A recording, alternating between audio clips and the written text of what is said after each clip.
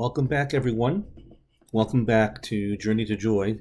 This is the sixth of our 7 installments in our weekly Journey to Joy program, which we've been doing since the Hebrew month of Elul, and which will be concluding next week with the celebration of Simchat Torah.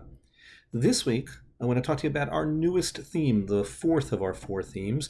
We've looked at reflection, we've looked at renewal, we've looked at return, and now we're going to look at rejoicing.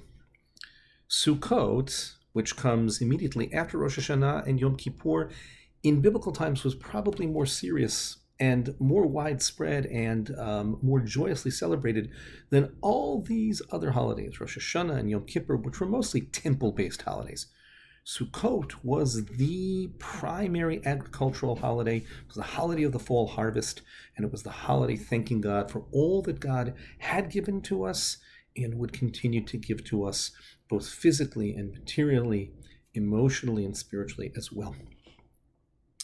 When we look at Sukkot as the holiday of rejoicing, what the liturgy tells us is Zman Simchatenu, the time of our rejoicing, or the season of our rejoicing, we have to ask ourselves, what's the rejoicing about?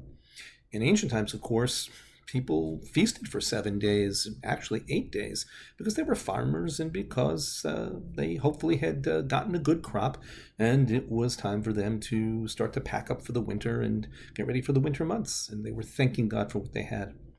For us, as more urban or suburban dwellers, what do we do with this notion of the season of our rejoicing? We're moving into the fall and then into the hibernation of winter with all of its cold weather and everything else. What's to rejoice? Everything. Sukkot reminds us, with all of its rich and potent symbols, that ultimately we are placed on this earth to rejoice. Not necessarily to be happy with things that are transitory or transient, but to rejoice. There's a difference between the temporary emotional state of happiness and the deep, hopefully more permanent inner state of joy and rejoicing. Even when we're not happy, the mitzvah to rejoice, the huge mitzvah of rejoicing that Judaism, starting with the Bible and all the way through, tells us that we have to fulfill, is really about putting different lenses in our eyes and recognizing that even in the times of deepest darkness and trouble, whether for us or for the community, we rejoice. We recognize with a great sense of gratitude everything that we have, the very breath that we breathe, all of which are gifts from God. Happy Sukkot, and let's have a great year together.